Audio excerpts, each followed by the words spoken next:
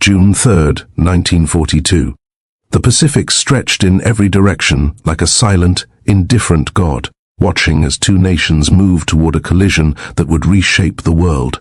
On this morning, the Imperial Japanese Navy advanced with overwhelming confidence, certain that another victory lay ahead.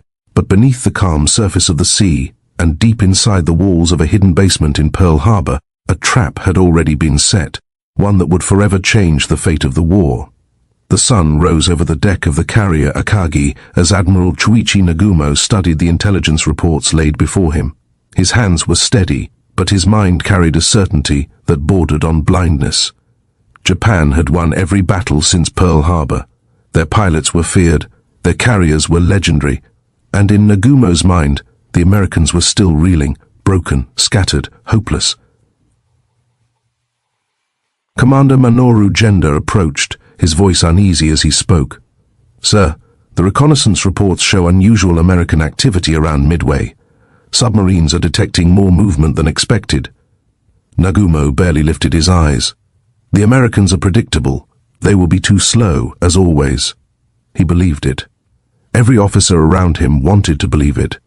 Japan had been winning for months, and winning had built a prison around their judgment. Yet hundreds of miles away, something far more dangerous than a fleet was moving. Lieutenant Commander Joseph Rochefort sat hunched over intercepted Japanese communications, surrounded by cryptanalysts whose faces were lit only by dim lamps and the glow of radio equipment. They had broken JN-25, Japan's naval code. Each message they deciphered exposed another step in the Japanese plan. Rochefort knew something massive was coming, an operation involving all four carriers that had devastated Pearl Harbor. And he also knew this time the Americans would be waiting. The weight of that knowledge settled on his shoulders like a ghost. He quietly wrote a note to Nimitz, "The target is Midway." With this single sentence, the tide of the Pacific began to shift. Back on the Akagi, the wind carried the smell of engine grease and ocean spray as sailors prepared for the coming battle. But among the crew, pockets of doubt flickered like tiny sparks. Captain Kiichi Hasegawa examined weather reports and submarine messages. "Sir," he said carefully, "the enemy presence may be larger than expected. We cannot ignore the submarine reports." Nagumo stiffened. Pressure from Tokyo hung over him like a storm. Yamamoto expected triumph, not hesitation. "We have our orders," Nagumo replied. "Midway will fall, and the Americans will follow it into the sea." But as the Admiral turned away, the wind felt colder, sharper, as if the ocean itself sensed the disaster forming beneath its surface. Unbeknownst to Nagumo, 3 American carriers, Enterprise, Hornet, and Yorktown, were already moving into position like silent wolves stalking their prey. Nimitz had placed them exactly where the Japanese least expected, relying entirely on the cracked code and the courage of the pilots preparing to fight. June 4th arrived with a crimson dawn that painted the sky with a strange, foreboding beauty. The Japanese armada pressed forward, unaware that every step they took brought them deeper into the jaws of an enemy who no longer fought blind. Nagumo looked out across the horizon, seeing only victory ahead. Rochefort, hundreds of miles away, watched the final decoded transmissions and whispered, "They're walking into it. 2 worlds, 1 trap, and a single spark would soon ignite the most decisive clash of the Pacific War." June 4th, 1942. The first light of dawn crept over the Pacific, turning the sky into a canvas of red and gold. A warning nature offered, though no one had the luxury to heed it. On the Japanese carriers, tension simmered beneath the disciplined movements of sailors and air crews. Today, they believed, Midway would fall. At 0430 hours, the first wave of Japanese aircraft roared off the decks of Akagi, Kaga, Soryu, and Hiryu. Engines screamed like metallic thunder as 108 planes climbed into the early morning sky. Lieutenant Joichi Tomonaga led them, his face calm but weathered, knowing he was flying toward a fortress that wouldn't break easily. Below them lay Midway atoll, tiny, isolated, and bracing for impact. Colonel Shannon's Marines had spent months preparing. Anti-aircraft gunners manned their posts with hands trembling, not from fear, but from anticipation. Pilots scrambled to their outdated fighters, the creaking old Brewster Buffaloes and Wildcats that stood little chance against Japan's elite Zero pilots. Still, they climbed into the sky, each man silently accepting that today might be his last. At 0552 hours, American lookout Lieutenant Howard Adey spotted the incoming Japanese formation. His voice cracked over the radio. Many planes, heading Midway, distance 150 miles. The defenders stiffened. The trap was in motion, but first they had to survive the opening blow. Tomonaga's bombers swept over the atoll at 0620 hours. The sky tore open with explosions as bombs fell like hail. Storage tanks erupted into pillars of fire. Barracks splintered. Runways cracked apart under the brutal assault. The Marines fought with desperate courage, firing into the sky until the metal of their guns burned their palms. One pilot after another screamed warnings, last words or prayers over the radio before their aircraft spiraled into the sea. Major Floyd B. Parks, leading VMF 221, shouted, "Tally-ho, zeros at 2 o'clock high." It was the last message many of his squadron would ever hear. By the time the smoke began to clear, 15 American fighters had been shot down.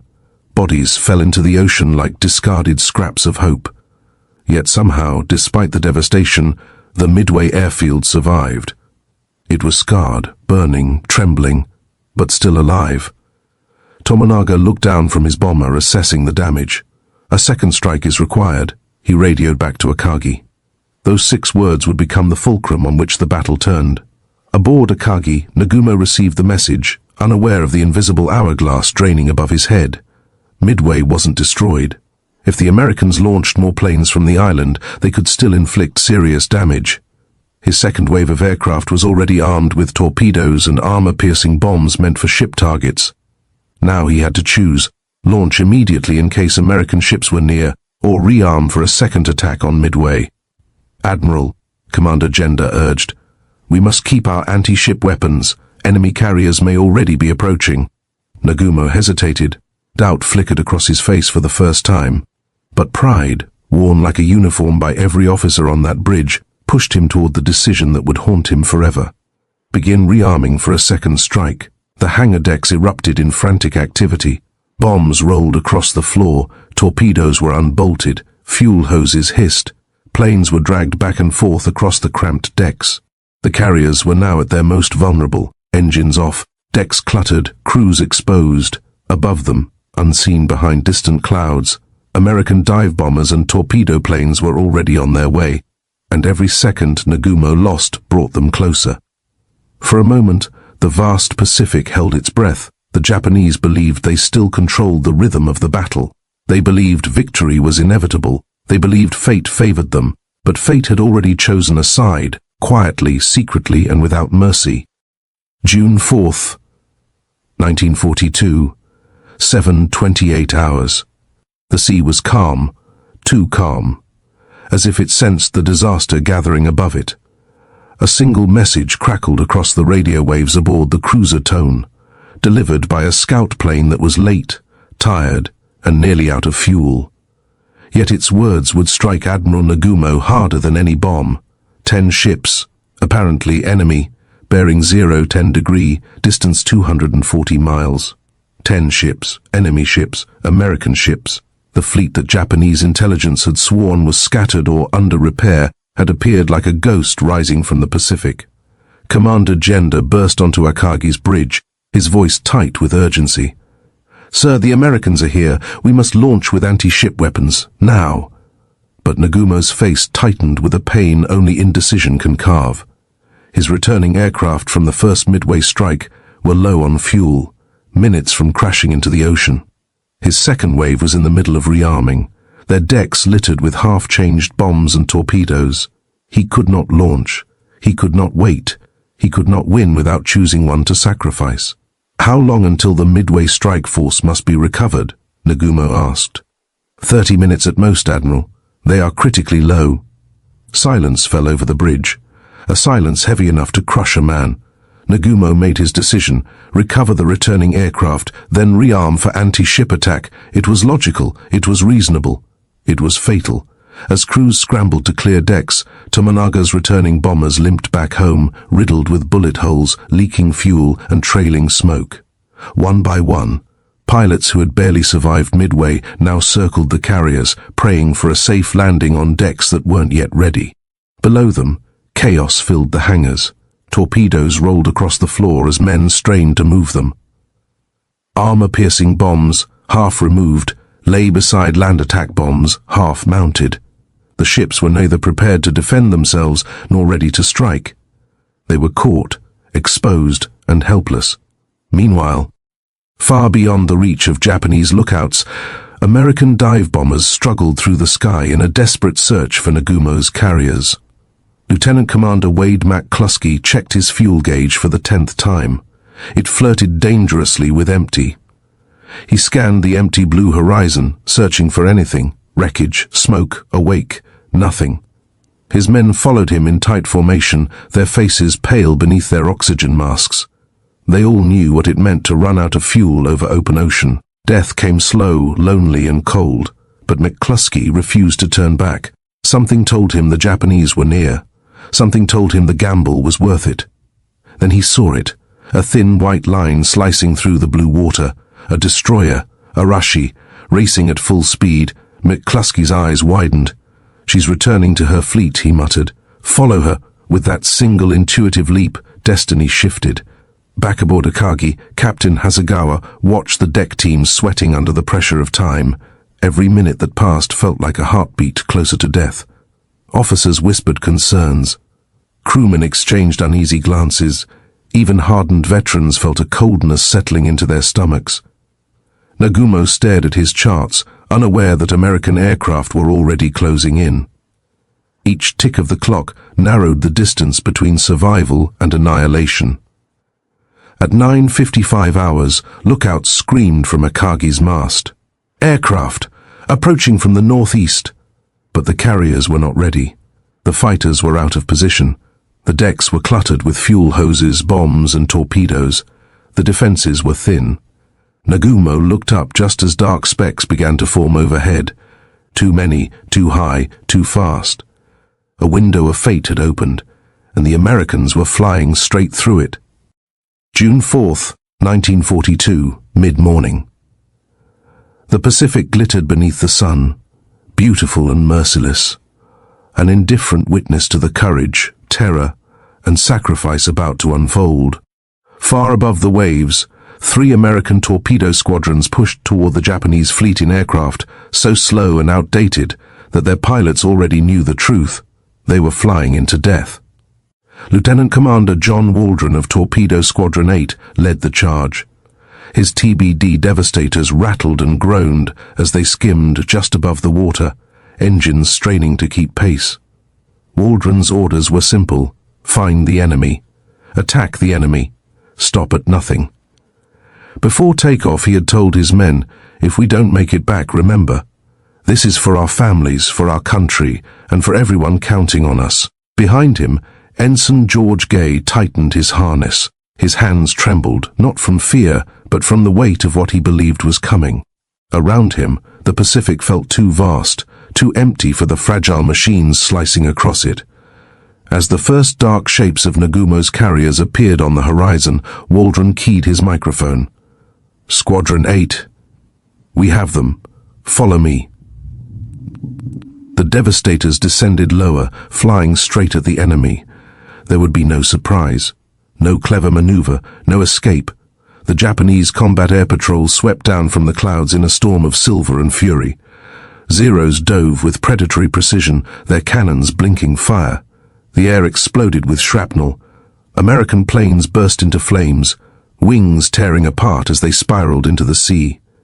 George Gay saw his friends vanish one by one. A flash of fire, a trail of smoke, a splash, and nothing more. Still, Waldron pressed on, weaving through explosions, refusing to break off. He lined up for his torpedo run, an act so brave it bordered on the impossible. Moments later, his aircraft was hit. Flames swallowed the cockpit. Waldron's Devastator plunged into the Pacific, taking the heart of Torpedo 8 with him. But the squadron continued. 1 plane, 2 planes, 10 planes. Each was shredded by zero fire. Each fell before releasing a single torpedo. In minutes, the entire squadron was annihilated, every pilot killed except one. George Gay's Devastator was hit, his gunner already dead. Flames crawled across the fuselage.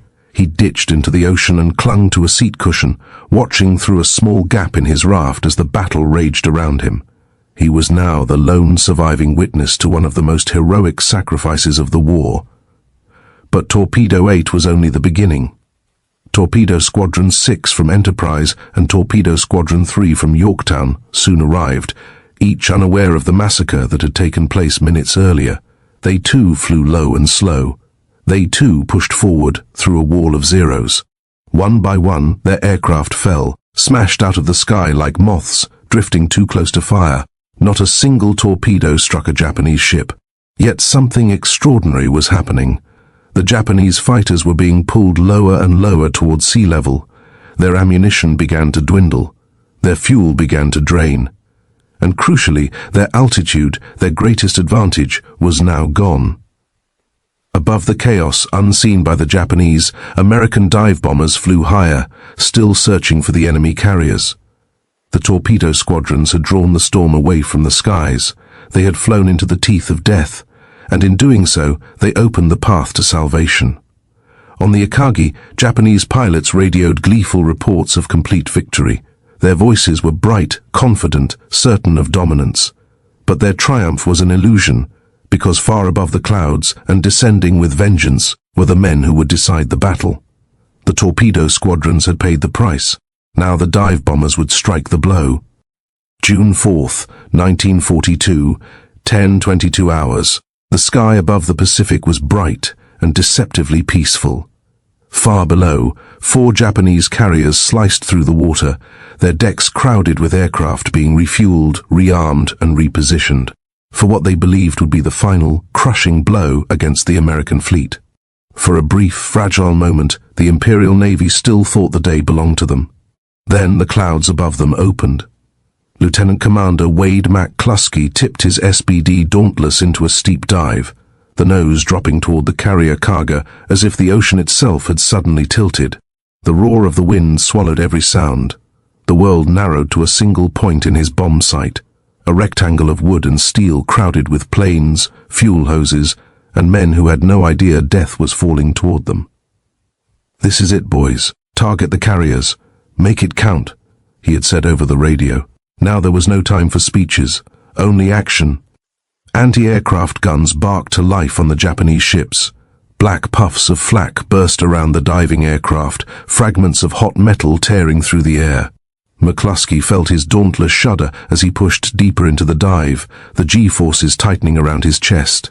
He waited, until the carrier filled his sight. At less than 1,500 feet, he pressed the release. The bomb dropped away. McCluskey yanked the stick back, fighting to pull out before the ocean rose up to meet him. The Dauntless screeched, its wings trembling on the edge of structural collapse. His vision dimmed at the edges as the G-forces pressed him into his seat. Then, with a brutal jolt, the aircraft leveled out. He gasped for breath and glanced back. A heartbeat later, the Kaga erupted. The bomb plunged through the flight deck and exploded among rows of fully fueled aircraft. Flames shot upward, swallowing planes like toys. Secondary explosions rippled across the deck as bombs and torpedoes cooked off in violent bursts. Men ran, stumbled, and vanished. In fire. Elsewhere in the formation, Lieutenant Richard Best led his own group of Dauntlesses toward Nagumo's flagship, Akagi. He chose the most important target in the entire Japanese strike force, fully aware that if he failed, everything that had been sacrificed that morning might be in vain. "Steady," he murmured to himself, though no one could hear him. "God, let this one hit." He pushed his aircraft into a 70-degree dive. The Akagi grew larger, the red sun insignia on her deck burning into his vision. Flak bursts bracketed his plane, rocking it violently. At just the right second, he released his bomb and pulled up with every ounce of strength he had left. The bomb struck near the center of the flight deck. For an instant, there was only a flash. Then the Akagi, pride of the Pearl Harbor attack, became a floating furnace. Below, fuel lines ruptured. Hangar decks turned into ovens. Planes armed with torpedoes and bombs ignited in fierce chain reaction explosions. Fire raced along the deck, devouring everything in its path. Men who had spent their lives mastering order and discipline suddenly found themselves trapped in chaos beyond imagination. On Soryu, another American squadron from Yorktown fell upon the carrier with the same cold precision. 3 direct hits shattered her interior, flames pouring out through new jagged wounds in the deck. Within minutes, she too was mortally wounded, burning from bow to stern. 3 carriers, 3 symbols of Japanese naval power. 3 torches now blazing against the cold blue of the Pacific. On Akagi's bridge, Admiral Nagumo stared in disbelief. Seconds earlier, he had been overseeing preparations for an attack that was meant to erase the American fleet from existence. Now his flagship was dying under his feet. The deck lurched. Smoke clawed its way through every corridor. Officers shouted conflicting orders. Sailors dragged the wounded through choking heat. Somewhere below, a magazine detonated, sending a shudder through the entire ship. Captain Aoki seized Nagumo's arm. "Admiral, you must transfer your flag. The Akagi cannot be saved." To leave his flagship felt like tearing out his own heart. This was the ship from which he had launched the Pearl Harbor attack, the ship that had once embodied Japan's unstoppable advance. Now it was a symbol of something far more terrible, the moment the tide turned. Nagumo hesitated only a moment. Then he nodded. Under fire, he and his staff climbed down ropes to a waiting destroyer, bombs still exploding behind them. As the small ship pulled away, Nagumo stood on the deck and watched Akagi burn. The flames reached into the sky like accusing hands. He knew that he had not only lost a carrier, he had lost the initiative, the momentum, perhaps even the war. Yet the battle was not finished.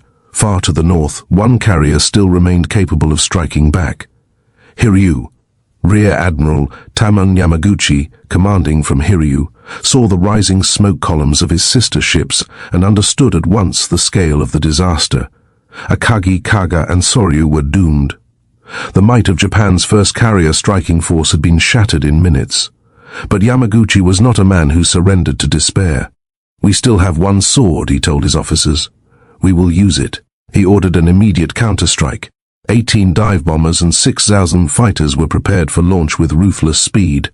Pilots strapped in knowing full well they were flying into a sky now dominated by American aircraft. There was no guarantee of return. Many silently accepted that this would be their last flight. At approximately 11:30 hours, the Hiryu strike force found its target, the carrier Yorktown. Smoke already marked the horizon, where battle had scarred the day. Yorktown's crew had barely recovered from earlier engagements at Coral Sea, but the ship still fought like an old boxer refusing to go down. Anti-aircraft guns filled the sky with steel. American fighters rose to meet the attackers. The Japanese pilots came on anyway. They dove into the wall of fire, wings vibrating, alarms screaming inside their cockpits. One bomb hit near the center of Yorktown's flight deck, sending shock waves through the ship. A second tore into her interior. A third exploded near her stacks, shredding vital systems. Flames erupted. Men were thrown from their feet. The carrier listed as engines faltered and power flickered. For a grim, suspended moment, it seemed the Japanese might yet claw their way back from the brink. One American carrier was now heavily damaged, perhaps dying. On Hiryu's bridge, Yamaguchi allowed himself a small, solemn satisfaction.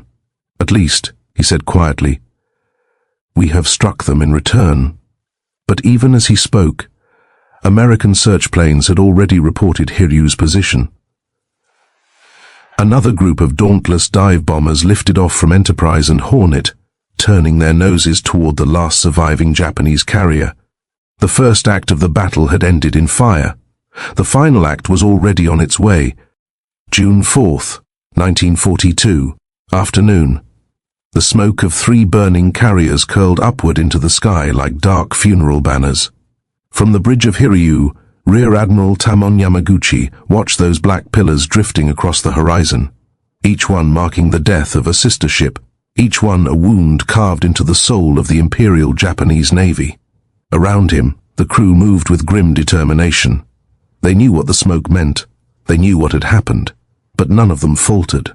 Hiryu alone still floated, still fought, still carried the last flicker of Japan's striking power. "Sir, our second strike force is ready," Commander Kawaguchi reported. Yamaguchi nodded. His eyes, fierce and unwavering, burned with both grief and resolve. "Launch at once. Yorktown must not survive." The flight deck rumbled as 18 D-3 Aval dive bombers and 6 Azu fighters thundered into the sky. The planes lifted off one after another, their silhouettes shrinking as they climbed into the sunlit haze. Each man who flew them understood he was taking part in something larger than survival or duty. This was vengeance. This was honor. This was the final card Japan had to play. As Hiryu's strike force disappeared into the horizon, tension tightened over the carrier like a closing fist. Every lookout scanned the sky. Every gunner kept his hands on the controls. Every sailor listened for the distant hum of approaching engines. The air was thick with a feeling no one dared to voice. The Americans were coming. The sky remained quiet, too quiet. Then the first faint dots appeared, high, distant, descending. "Enemy aircraft, bearing northeast." The cry tore across the decks. 24 SBD Dauntless dive bombers from Enterprise swept out of the clouds.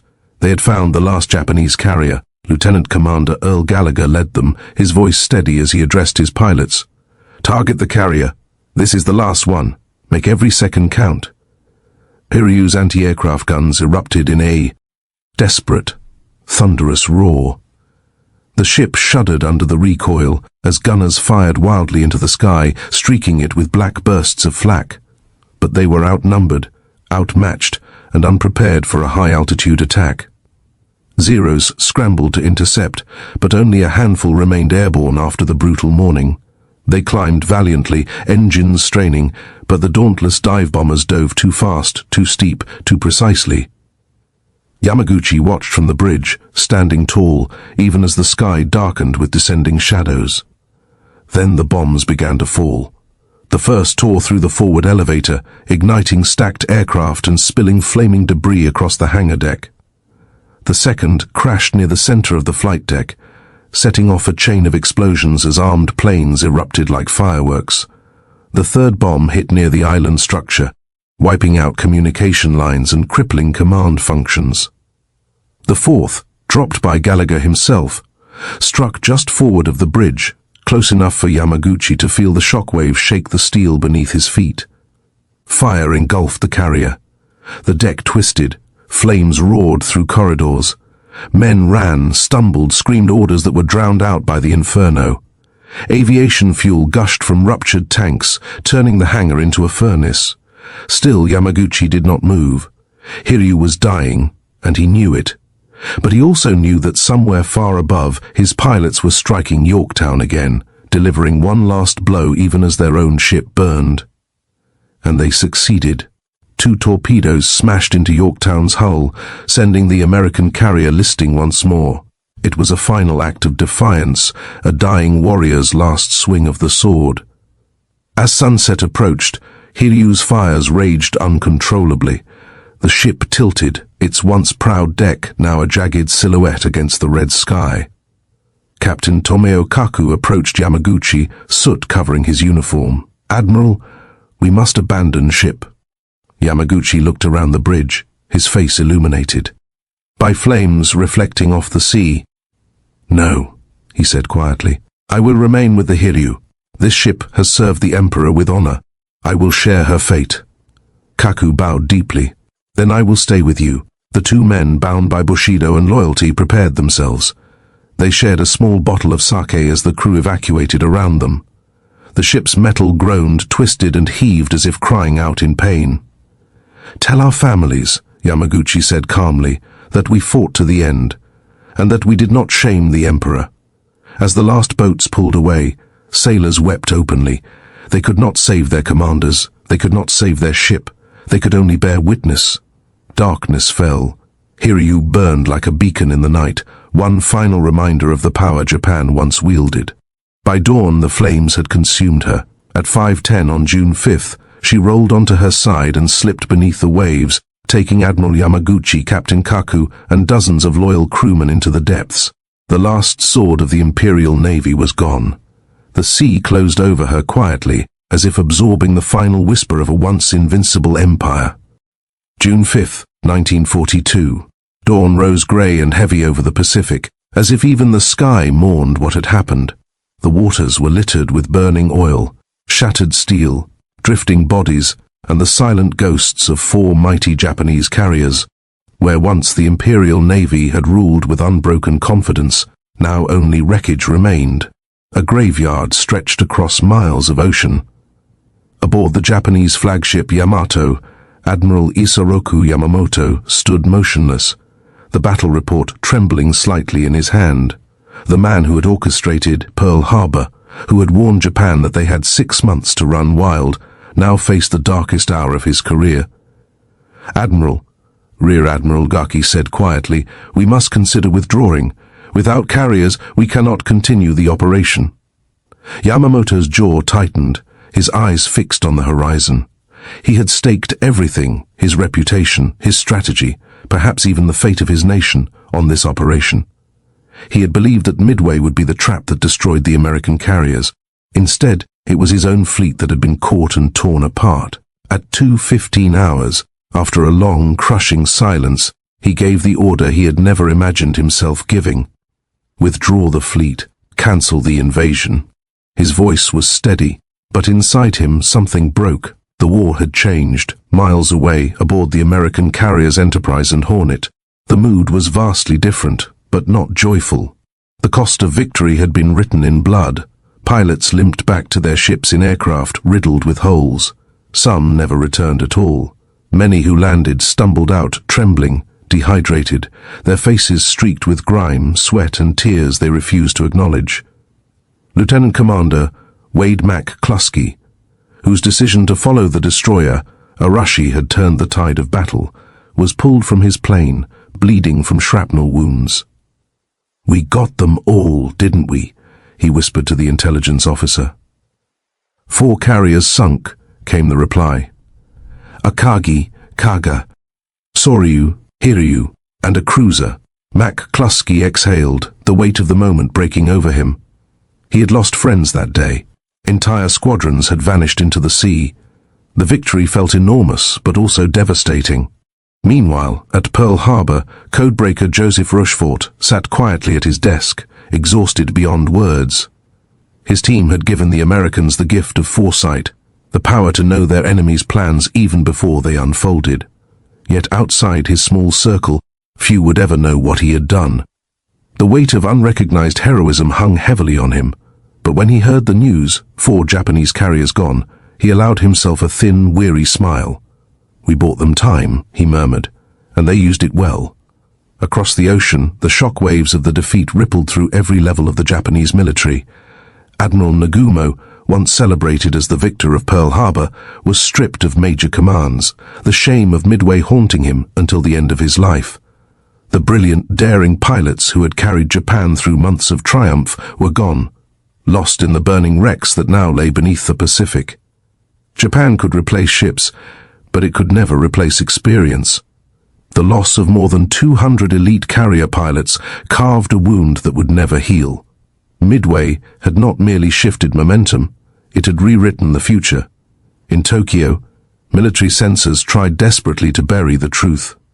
Newspapers reported a glorious success, claiming American losses that never occurred. But in the halls of the Naval Ministry, officers whispered the truth with hollow faces. Japan's chance of winning the war had died in a single day. 6 months later, the consequences became inescapable. American forces landed on Guadalcanal. The island-hopping campaign began. Each battle that followed stretched Japan thinner, drained its resources further, exposed how unprepared it had been for a long war against an enemy with limitless industrial power. Admiral Yamamoto, who had predicted this fate, would not live to see it unfold. In April 1943, American fighters guided by broken codes shot down his aircraft. His prophecy had become his epitaph. But perhaps the greatest lesson of Midway was not written in steel or fire, but in the invisible lines of intercepted messages and decoded transmissions. The battle was not won in 3 minutes of diving fury. It was won in months of quiet, patient, stubborn intelligence work. Men in dim rooms studying numbers, patterns, and fragments of radio chatter.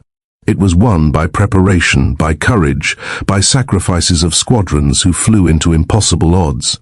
Japan ignored warnings, ignored intelligence, ignored signs of danger, and the cost was everything. When the Pacific finally grew quiet that evening, only one truth remained: the tide of the war had turned, and it would never turn back.